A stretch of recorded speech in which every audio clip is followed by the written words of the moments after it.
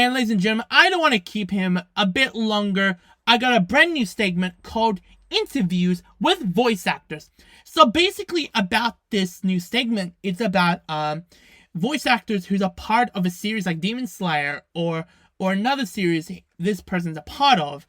So we can talk about a topic around Demon Slayer or another series, or we can talk about a random series or whatever we can speak about. So let me tell you about this person. You know him. He voiced so many great characters for anime, video games, and also for animation as well. You guys know him as Cat Noir / Adrian in Miraculous Ladybug.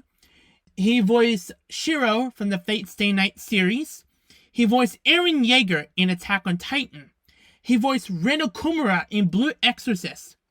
He voiced, of course, Inosuke from Demon Slayer. He voiced your boy Kirito from SAO, Sword Art Online.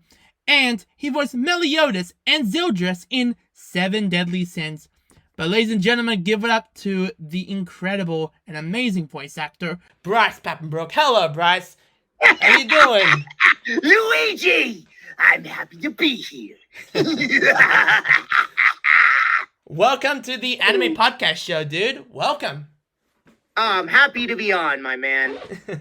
Ladies and gentlemen, I want to say is I met Bryce before, twice in person for Sumanova and Mad Men conventions. It was actually 9 months apart. Is that correct? Yeah, I love coming to Australia, and when Supernova invites me out or Mad Men Anime Fest invites me out, I am extremely excited to take the long trip over the Pacific and come hang out down under. That's awesome. It's always a great experience when I get to go hang out, and I'm very hopeful that I'll have another opportunity to make my way to that part of the world sometime in the future. Okay. All right. Let's ask some questions, man. All right. Let's do. So the first question is, what was your reaction when you found out about the COVID pandemic lockdown? Well, interesting enough, and this has to do with Australia too. Funny that you ask. So just before the pandemic happened, things were starting to hit different parts of the world. And one of the first places to actually lock down was Japan. And in March of, I believe, 2020, Madman Anime Festival was having an event. And unfortunately, a few days before their event, Japan locked down and all of their fantastic Japanese guests had to cancel the appearance. So in a rush, they reached out to a few different actors that they had been comfortable with and they had worked with before, and I happened to be one of them. So Mad Men reached out to me just a few days before the event and said, hey, in a couple days, do you want to come to Australia? And I said, absolutely, I would love to come. So that's why I came in last second to replace some of the Japanese guests that unfortunately weren't able to leave their country. That's correct. So when we landed in Australia, things were starting to progress in other areas, but they hadn't in Australia. So Madman Anime Festival, you know, we had heard of this stuff and we started to be a little bit self-conscious of cleanliness and, you know, making sure things were okay. But the pandemic and COVID had not touched Australia yet. So I had an amazing convention, and then I stayed over and had an amazing time in Australia. And then when I flew home, there was no toilet paper in Los Angeles. That's how close we cut it to getting back before the pandemic actually hit. The day we landed in LA, I believe there was an actor that was in Australia that announced that he had COVID and was kind of in lockdown in Australia. And that was the first person to kind of make the news in that country. It was that day that we landed. Mm-hmm. So was very close to being locked down in Australia with my family. I mean, if I was there maybe another couple days, I might still be in Australia. Who knows? But it's possible. But yeah, I mean, that's my experience with kind of the start of the pandemic. And when I got back, there were many projects that were still ongoing. And no one in the States knew what to do or how to react, but they knew I had just traveled internationally. So all of the studios said, probably not a good idea for you to come in and record. You shouldn't come into the studio because you just did all this international travel. And I'm like, I'm pretty sure I'm not sick. I don't think COVID was a thing over there in Australia, but I understand I better build a studio.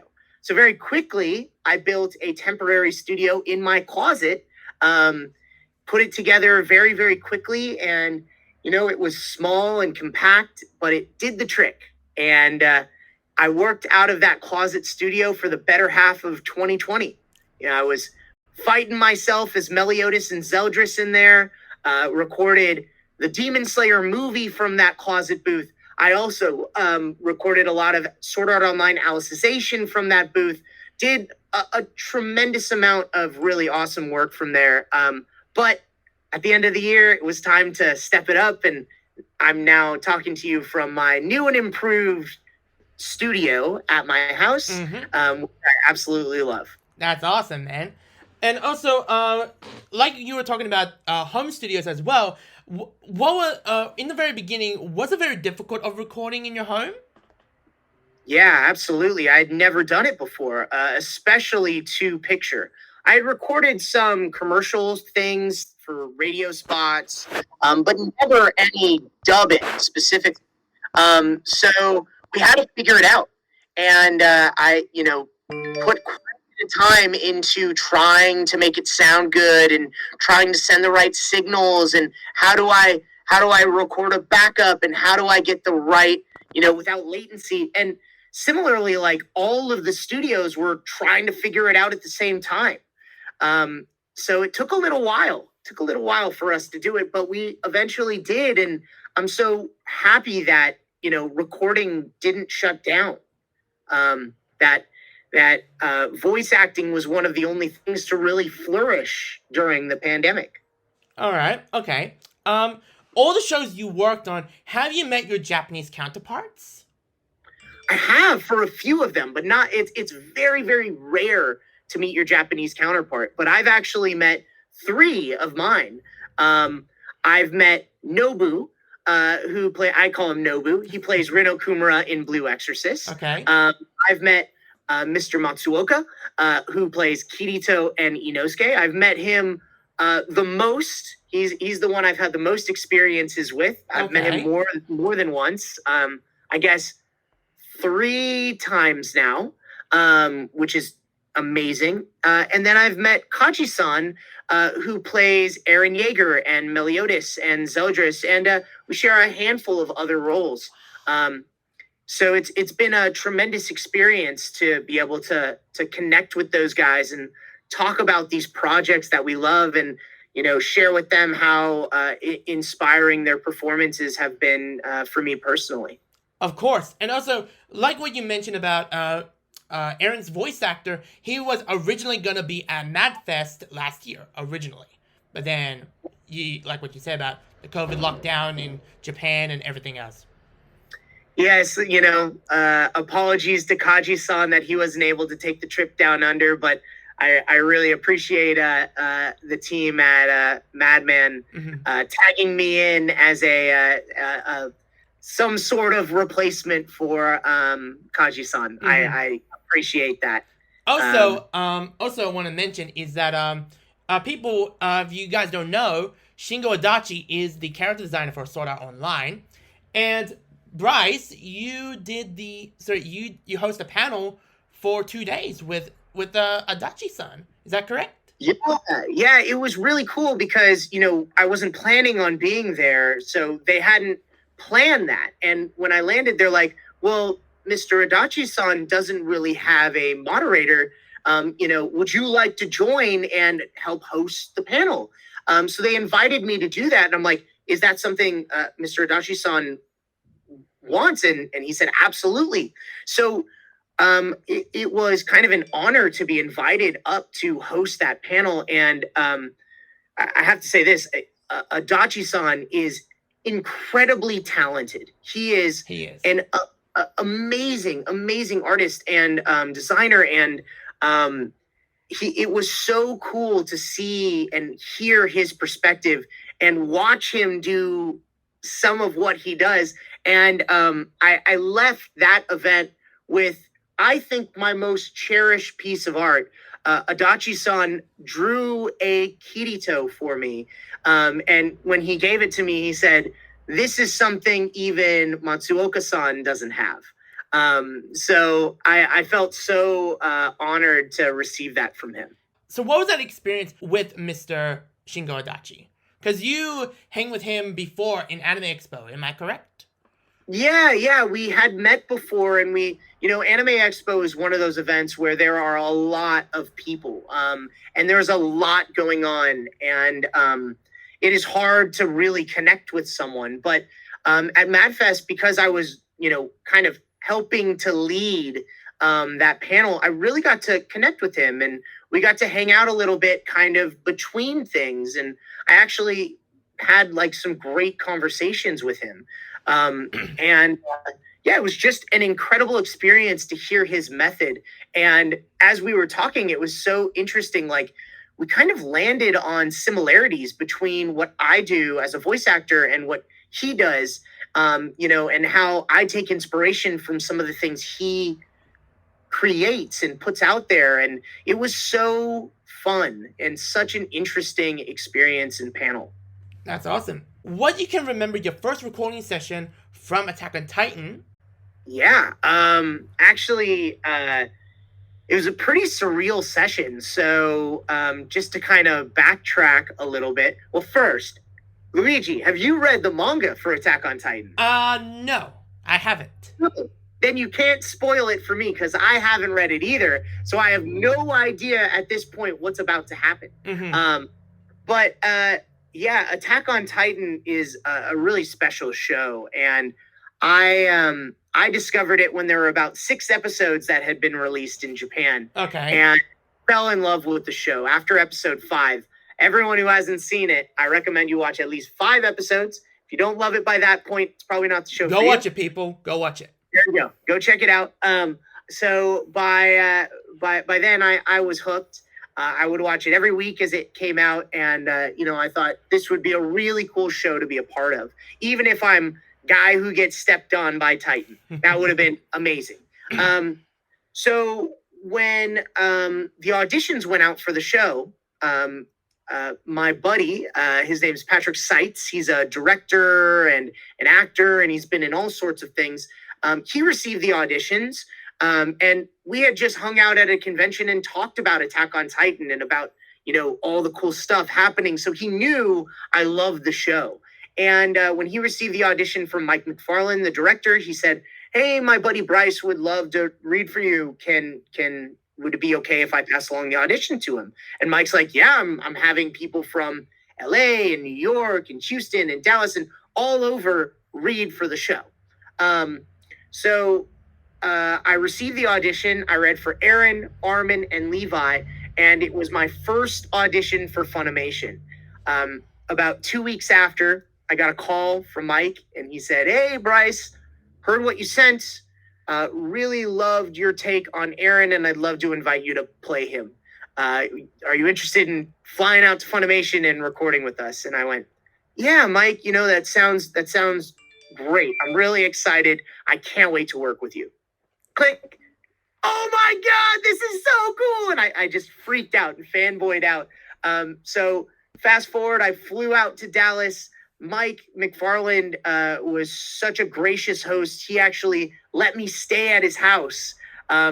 So we would drive into the studio, record for about 8 hours, go home, fall asleep, wake up, and do it again the next day. Moly, that's awesome, Bryce. That's awesome. Giving you that opportunity, right? Yeah, exactly. So first session in, like, it was pretty surreal. Like, when you walk through that building at Funimation, they have like these giant posters of like Full Metal Alchemist and Dragon Ball Z and like all these amazing shows. And then I walk into the booth and it's like I'm being directed by Master Roshi. Like, this is such a surreal experience. Awesome.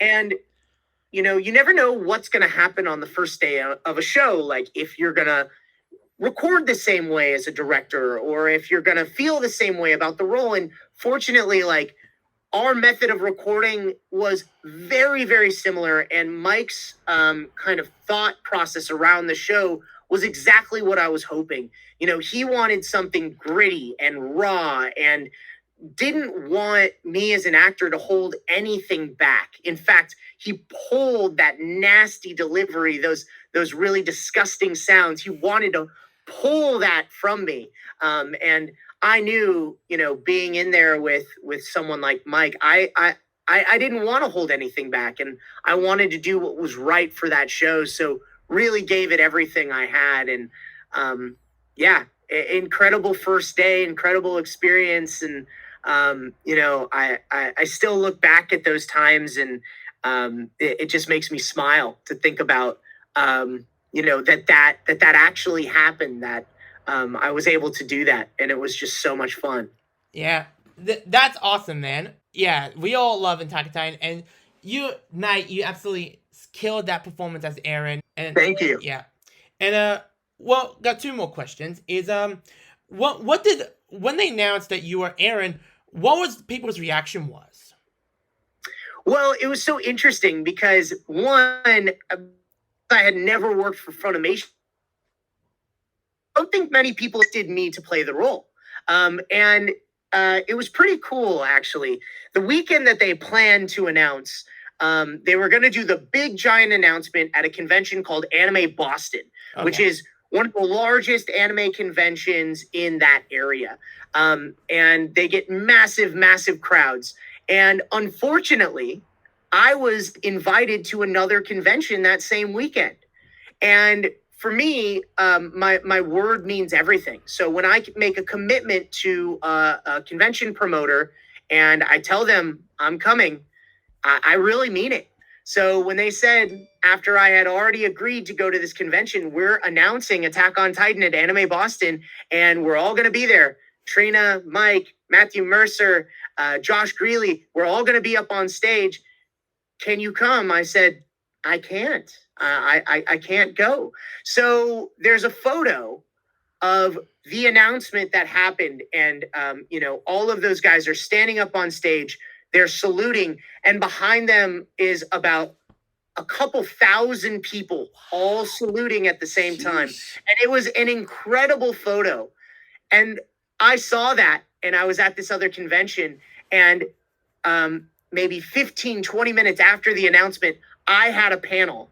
And my panel that day was in a much smaller room, but standing room only. They could barely, like people were watching the panel. It was just me watching the panel, you know, lining the hall outside the door. And I said, all right, everybody, here's our rebuttal to Anime Boston. And we all saluted.